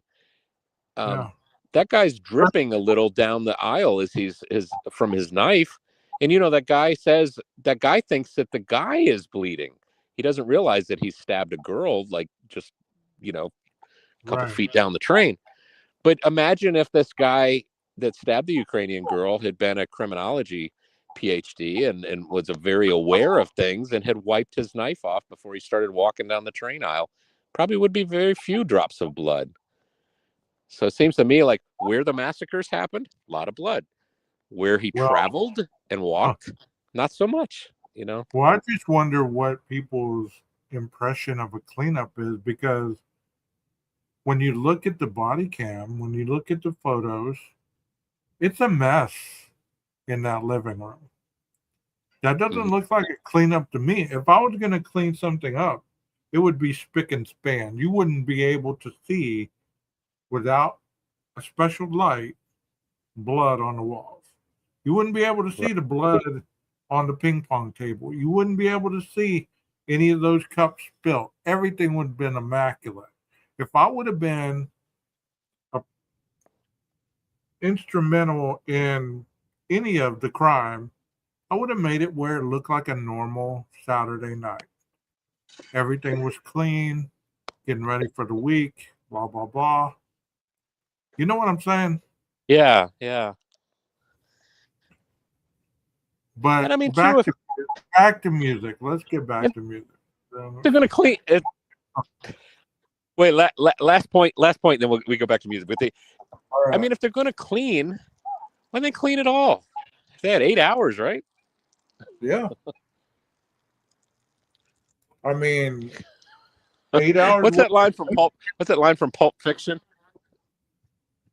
Remember Pulp Fiction when they're washing their hands after cleaning the car, and he's like, the rag is like It's like when I finished washing my hands, my rag didn't look like no damn maxi pad. Hey, did you ever like the Kill Bill series? The where? Kill Bill? Oh yeah. Yeah, definitely. Kill Bill was amazing, man. Those movie series were amazing. Yeah. They don't make movies like that anymore. No, that's well, that's like similar to like Every Rose Has Its Thorn. I mean, that's from Pain came a great song. Remember Quentin Tarantino from like sleeping on a friend's couch trying to write movie scripts, having a dream. Great things came from that. It's like, and what a man. What a bizarre guy. With the fascination of the ninja. You know, the yeah. Whatever you call female ninja, geisha or something, geisha, something. But all those women were hitmen, right? They worked for Bill. Yeah. That's right. Yeah, and she was the bride, right? They came into the little church and massacred everybody but her. And they put a hit out on her. And she realized that the person who put a hit out on her was actually Bill. It was Bill, yeah. Yeah. I love that scene in the snow where they play that song, Don't Let Me Be Misunderstood, the remix. Yeah. And they're doing a sword fight out in the snow. Those movies were classic, just like Pulp Fiction, man. I mean, you ever see you know what I think is so cool to watch in Pulp Fiction when they're doing the dance contest and to see Quentin Tarantino running the camera on his shoulder and just creating, he's got his vision in his head. Now he's, actually creating it on the camera. And I mean, some great camera work, and it's, and it's not like I love how he's got these scenes where it's like just one camera. I think the scene where they're talking in the hallway, talking about foot massages and stuff, I think that goes for 12 minutes without a cut. It's just 12 minutes of great actors acting, a camera that doesn't lose it, just keeps with them. And a good cameraman is somebody where you don't even realize, you don't notice that you don't think to yourself, oh, this is a person with a camera running this camera. Right. You're in the scene with them, You know what's crazy, Jeff, is I've been doing a lot of lives lately, right? I don't know if you watched the Noah Pressgrove one. I went to Oklahoma and actually went to the stadium and Comanche and all that area. But while I was using my GoPro, I was thinking to myself just like that. I was visualizing what I wanted to shoot and then like taking the GoPro and like instead of using slow motion, I was using the motion of my hand going slow. You know what I mean? Like creating the illusion that most people, when they're watching something, they're like, wow, that is, it grabs them kind of like a guitar riff. Yeah. Photography the same way. You try to grab the audience so they don't leave midway through the movie. You know what I mean? It's like, I got to keep their attention. You can't give them everything. Yeah, no, that's very true. I mean, and they use the same terminology. Like if we're recording a guitar solo, let's do another take. If we didn't get the shot, the camera bumped into something. Well, we better do another take. It's the same. Same principle for sure. Like I took so many different angles of just trees and driving and even standing there talking. I did like 4 takes. Yeah. Saying 4 different damn things because I couldn't get to just one that I liked. And once I got home to, put it all together, I was frustrated because in the past, I've only done a couple takes and I missed some of the most important part that I wanted in the video. And this time I got too much. Yeah. I totally get that. Yeah, and you're too many choices is bad. That's yes. And I was like, damn it, which one am I gonna go with? Like, this one is great, but then it cuts into a scene that just totally ruined the whole damn thing, or the phone rings or something like that, or you get the great shot and the freaking GPS goes left turn in half a mile or something. You get the great shot, but the stupid GPS ruins it. Yeah. You get what I'm saying? Yeah, having too many choices is like because like if you come back and you only have 2 takes, and then you say, okay, the beginning of the first one is great and the end of the second one is great, done. Right. But yeah, when you've got a whole bunch of takes, and can you imagine if you're like making a movie and you've got all these extra takes and you've got to cut something? It's almost like, you got 10 children and the boat's sinking, and the only way we're going to survive, we got to get rid of like 5 of these kids. Which ones do you choose? Yeah. I mean, I'm having a good time with it all. I really am. I mean, I'm no pro, but I'm teaching myself to enjoy the process. Yeah. Because it's so new to me. Like, I'm thinking, like in one shot, I didn't even talk. I just slowly panned to the right down the railroad tracks and then moved it slowly to the left. And once I added the music, it was like, holy shit, that gives that illusion of which way did she go, or could have. You know what I mean? It starts to come to life like Frankenstein. Wild. Yeah. It's wild. That's cool. I mean, it's a work in progress. What's irritating is some of this editing software, and I got to find a good one that really doesn't cost an arm and a leg. Yeah. But some of it doesn't convert some of the files, like GoPro files, or the bitrate too high. A bit rate. Yeah, bit rate. Yeah. And I got to figure out how to either bring it down or find good editing software that doesn't cost an arm and a leg, because Canva won't play it. You ought to look into. I can't remember what Adobe Premiere costs. I think I have a subscription to it, and it's about $60 a month. But yeah, that's a little too steep if you don't do it all the time, I think you can get I think that $60 a month includes Photoshop and After Effects. But I think if you trim it down to where you say all I want is Adobe Premiere, they might have a package that's just, or well, if you're still considered a student, right? I think they have student rates. Well, I was using Clipchamp, and that works pretty good. Yeah. And from what I've seen, haven't really dived too deep into CapCut, but what I did look at it seems like it's quite similar to Adobe Premiere. Okay.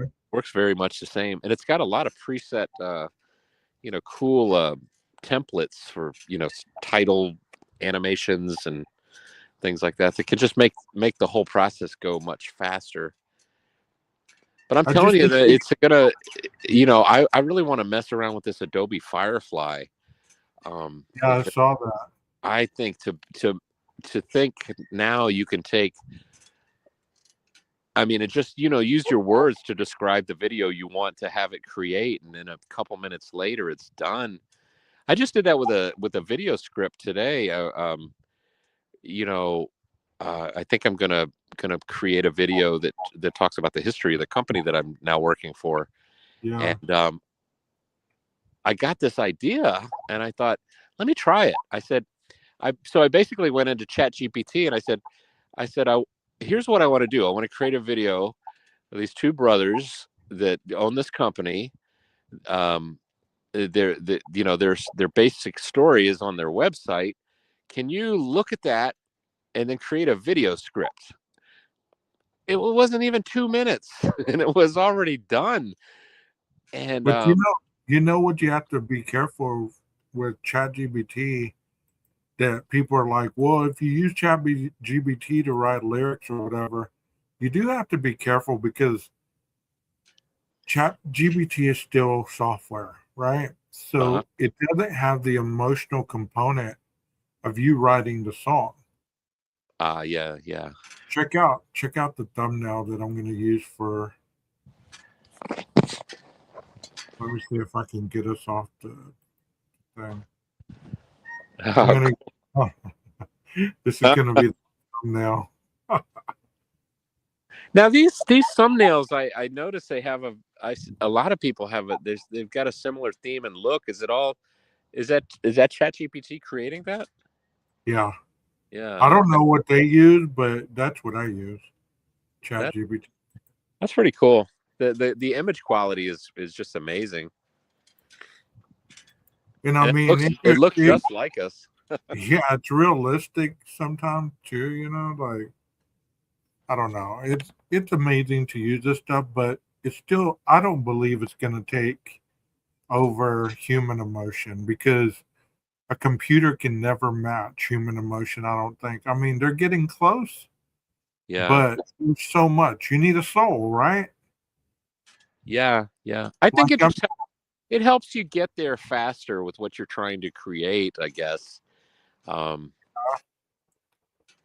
You know, and also sometimes too, if you feel like you're working on something and you feel like it's all uphill, it's an uphill battle, this is going to take forever, it'll never get done. And then to have something, you know, even what ChatGPT suggests isn't the final direction you'll actually go, it might be enough to be like, oh, okay, now I can see all the pieces better that I couldn't really see how this was going to work, what direction I was going.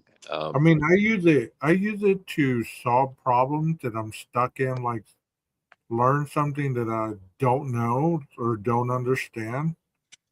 It's a lot more thorough than Google. You know what I mean? It's a lot more thorough. Yeah. You know what? I was talking to somebody the other day too. When I was noticing that the process of talking to ChatGPT to learn something and to educate yourself and then know something that you didn't know before, it's so nice because ChatGPT is so friendly and so complimenting. And like as you ask questions, it says that's a very insightful question, and it shows that you're actually understood what we talked about previously. Bravo! Right. You know, it's like, but it's really sad when you maybe we already talked about this, but when the people that you interact with, they're so far from the niceness of ChatGPT. Right. Man, I hope I can always say I'm at least ChatGPT level nice to everybody, because I mean we ought to be able to do that. If a damn computer can do it, we ought to be able to do it. And you know, I appreciate that too, because you know, sometimes I'll have a bad day or something. I'll need some advice. And the ChatGPT is like, it's okay. You're not really having a breakdown. It just, let's take it this direction. And you're like, man, you're like my therapist. Thank you for that. Thank you for acknowledging my feelings. If only Brian had done that right. Put the K-bar down. Put the K-bar down. Yeah, put the K-bar down. You don't need to go kill those people, you know. Let's just think this through and work this out. You will at some point have a 19th entry into your address book. Yeah, there you go.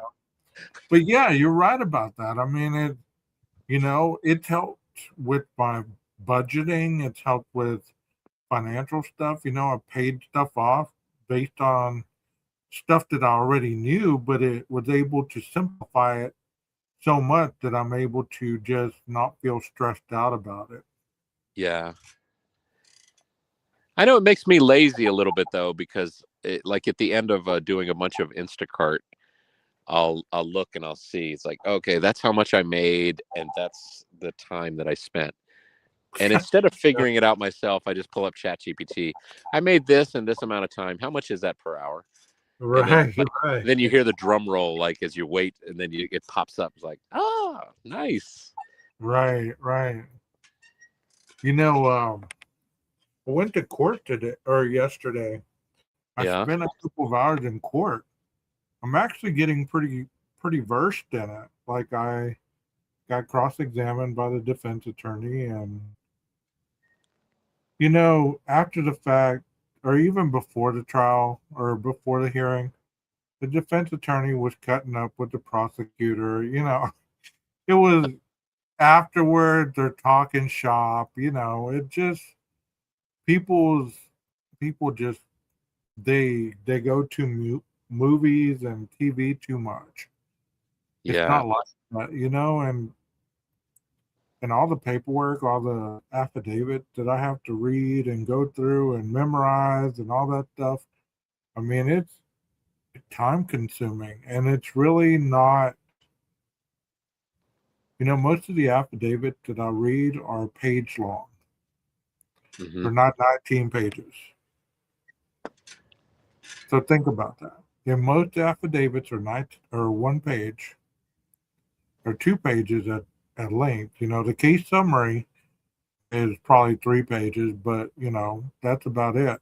But the affidavit is usually a page long. So you're saying though, considering it being something like 19 pages, that just means that they have quite a bit of information amassed. Exactly. They pretty much laid out the whole case, just like J.B. Gunner used to say. The affidavit, the affidavit with the whole case. He used to say that. I haven't seen JB on. I know he had like 20 channels, so it's been a while since I've seen him too. He just vanished, he just kind of pops in and out. But he has so many other channels, like you said, he's so busy that he doesn't need true crime to fuel his fire. Yeah. Yeah, that Amazon purchase did it for him, right? He was like, okay. Yeah, that's what turned him. He's like, I used to be the other way, but the Amazon purchase did it for me. And speaking of Amazon purchase, now pick something off my Amazon wish list. I'm telling you, you need to make me a wish list, bro. Jeff wants one too while you're at it. What's that? Pick something. You want an Amazon wish list. Oh, yeah. Yeah, my cart, whenever I think of something, anything, I just throw it into the cart and then pull it out of the cart later, or but yeah, I used to buy way too much stuff off of Amazon. It's been a long time. It's so easy, isn't it? It's just too easy. Yeah. 2 times and you'll be there in a couple of days. One of the best things I bought off of Amazon were these little lights that I have all over the house. Some of them actually are plugged into outlets, but they're these little lights that automatically come on when you walk past them. And so my philosophy was, when you're walking through the house at night, you don't want to be flipping light switches on. Now you've blinded yourself. Yeah. You just want some little lights that come on as you enter. And like actually, like Darth Vader, he's walking down the hall. Yeah, like those the corridors. Yeah. It's funny, in the where I'm working now, when they have that kind of thing, but they have this, the big showroom that I walk through, and those lights go off too, and it's such a cool feeling as you walk in. It's almost like the room is like Hal from what is that movie? 2001: Space Odyssey. Yeah, like it's almost like the whole room is saying, "Hello, Jeff." Right. ChatGPT's voice comes on. Hello, Jeff. How are you today? Looks like you're heading to the bathroom. Has time to relieve your bathroom. I hope you have. And sometimes when you sign off ChatGPT, it's like, well, it's been nice chatting with you. I hope that you have a beautiful, wonderful day. And how can you leave that hanging? I'm like somebody just. Yeah. I was like, well, you too, buddy. You too. Yeah. When it asks me if it'll say, would you like me to do this? Would you like me to? And I say, yes, please. Yes. You follow up with please. I'm like, why am I saying please to a machine? Yeah. Yeah. I think that reveals it reveals the quality or content of your heart and the type of person you are actually. It's just like anybody. Nothing turns me off more than seeing somebody treat a waiter or waitress bad. It's like, why? That. You just like, I hope they spit in your food. I really do. Well, you know what else? It's like when ChatGPT get to that, it gives you a suggestion, then it says real talk. And then it gives you the blunt, well, this is what ChatGPT is going to be really blunt with you.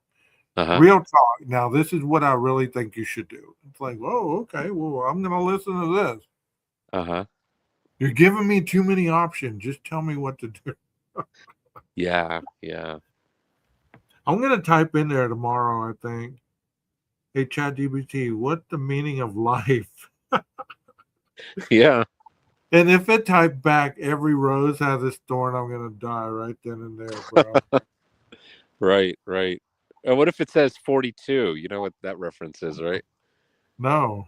That's from Hitchhiker's Guide to the Galaxy. Okay.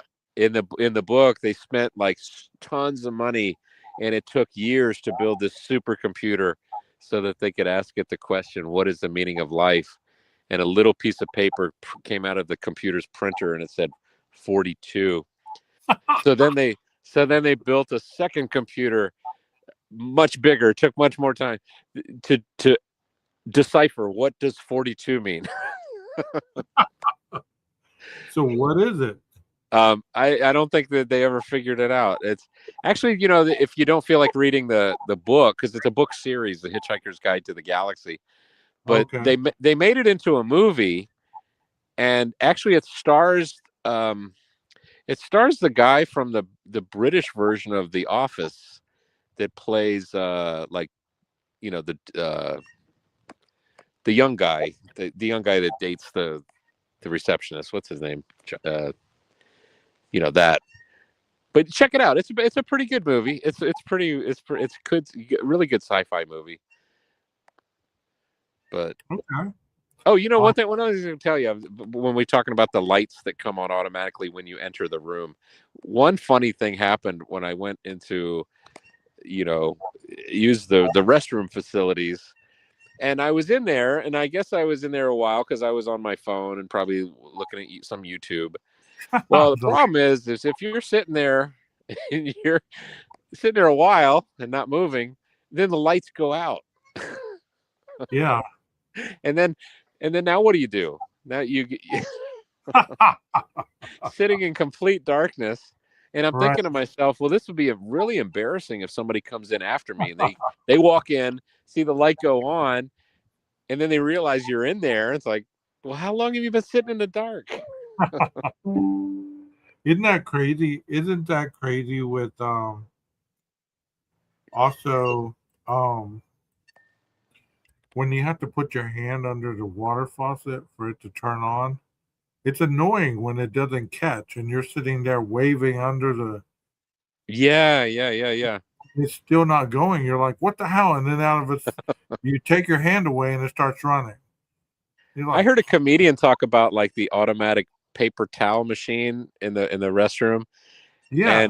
And they were talking about how they feel like sometimes the machine knows no, you've already had 2 paper towels. That's all you're getting. You're not getting any. Like, but my hands aren't dry yet. It's like, no, we know your hands. We've seen them. That's all you get. Oh, it drives me crazy when I'm in there and I hear somebody use the urinal and they don't wash their hands. You just walk the door open and close. You're like, just take a second. You didn't wash your hand, did you? That's nasty. I'm sure as hell not touching that handle to the door. I don't do that anyways anymore. I wash my hands, dry them, and then I use the paper towel to open the door handle. Yeah. And then pop the door open with my leg and then throw the paper towel in the trash as I'm going out the door. Yeah, you know what? I don't know that I've ever gone that far with the door leaving. Although I will grab the door handle with my pinky because I feel like, okay, that's finger probably doesn't get used as much for everything that I do. I mean, the pinky just kind of like it's off to the side. It's Now, one guitar riff where you needed the pinky right. when you got sick. Right. I traced it back to the damn pinky. That's crazy. Yeah, I picked up a lot of interesting habits because of the Rona. I used to work with a lady that was very, very germophobic, and I think I picked up some of her habits without even realizing it because she would get on to me so much that I guess I just picked up some of her habits. And that was one of the things is after going out of a room, you get a paper towel or Kleenex or whatever to shut the light switch off because of so many people that touch the light switch. Yeah. It's impossible to keep that light switch clean. Another thing is when people put their hands on like they're exiting a door, right? And instead of using the door handle to push it open, they put their hands on the glass to push the door open. Mm. Do you get what I'm saying? Yeah. I don't know if you notice some of these things. If you don't, I mean, tomorrow notice them. One thing that I do recall, this brings to mind, you watch TED Talks, right? Yeah. And there was a guy on there that was talking about how we could use a whole lot less paper towels and even electricity with the hand dryers if you just take, and I still do this today, and I'll never forget it. Maybe this might enter your life too as the same kind of way. Kind of like, that when somebody told you don't step on a crack, you'll break your mother's back. And then now every time you walk on the damn sidewalk, you're thinking, I got to think about these cracks. I got to walk over them. But he said something like, if you take and you shake your hands into the sink 15 times, you might not even need to really dry your hands much at all after that. Or when you do get that, you get that one little paper towel. And I think that's what he demonstrated. He took a little tiny piece of paper towel. That's all you need at that point after you've shaken your hands 15 times. And I thought that's pretty brilliant. There you have it, folks. Jeff A. just gave you some life hacks. I just saw what Walt types. You are the beautiful people. But think about that, though. If you're shaking your hand off 15 times, you're slinging water all over the sink. Uh-huh. Who's going to have to come in and clean all those multitudes of water? Yeah. Well, they're just little drops, and they're well, you could do it into a trash can. That's probably next to the sink, or yeah. Blood droplets, right? I wonder somebody comes in after me and sees all these drops all over the sink and wonders if they're not just water. It's like, what the hell happened here? I peed on the sink. He peed in the damn sink. What the hell? When you gotta go, you gotta go. Yeah. Well, it's almost 2 hours later, Jeff. I really appreciated it, man. Sure. No, this was a pleasure. Let's listen to Haley's song one more time before you hop down. How about it?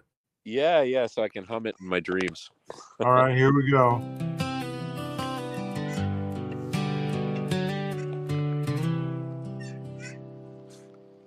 Haley was a woman that tried to fulfill the dreams of her life. 20s, 50s, 100s, all have left and died. Too many strangers living in denial, spitting their game to Haley's style. She would smile and drink that drink, asking for a dance, trying to be discreet. Is it playing? I don't hear it. Where did you go? Yeah. As life turned you into a broken bow. Those clacks in the sky on that pole told the world you were in charge. Well, we just don't hear it in for here. More. Haley, where did you go? Haley, where did you go?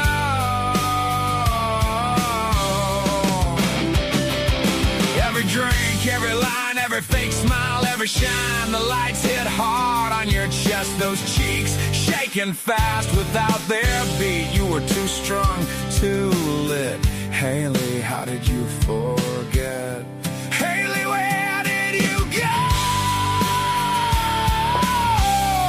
Haley, where did you go?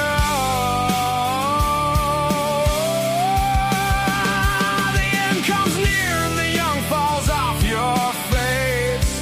The skin starts to tell a story of a life lived fast. Where did you go?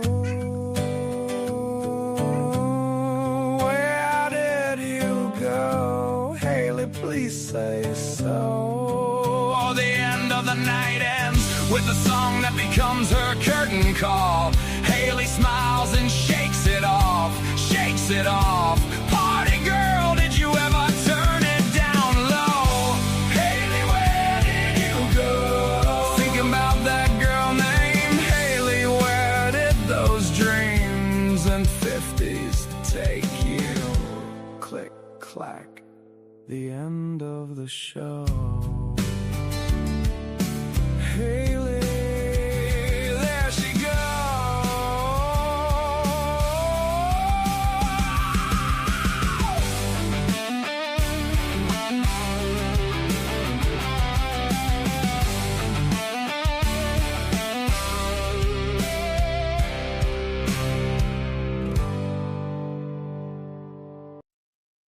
There's your guitar riff right there at the very end.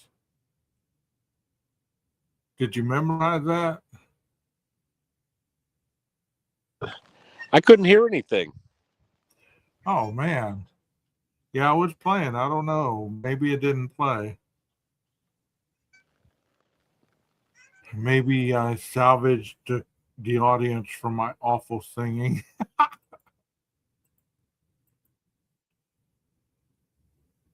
So, any closing words for the chat before we go? I'm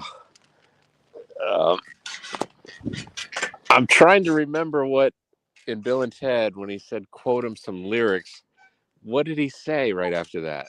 What song did he quote? I don't know. I'm going to have to go, Jeff, where did you go? Did he say all we are is dust in the wind? Is that maybe what he... Maybe something like that. Well, that's a good one to end on. Man, you're going to have that part right there, the chorus. Jeff, where did you go? That could be a radio hit, man. Maybe you might you'll be like touring, and you'll be the opening band for what'd you say, Bret Michaels? What's the band he was with again? Every Rose Has a Thorn. Yeah, Every Rose Has a Thorn. I'll be opening up for David Lee Roth and what's the band that did Every Rose Has a Thorn? I forgot. Poison. That's right. Poison. Yeah. Poison. No, come here. Oh, sorry. I thought he was running off into the street. Well, thank you for being up here, Jeff. Yeah, my pleasure. It. My pleasure, 12.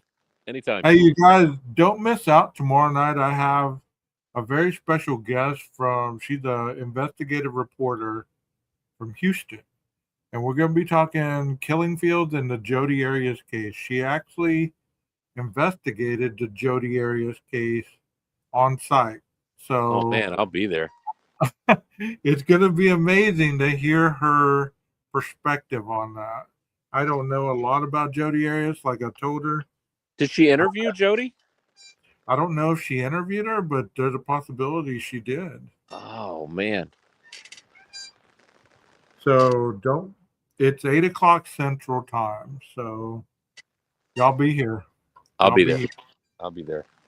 All right, Jeff, I'm gonna cool the mic down, and if you want to stay backstage to talk a couple minutes, stay backstage. If not, have a good night. Yeah, actually, I should.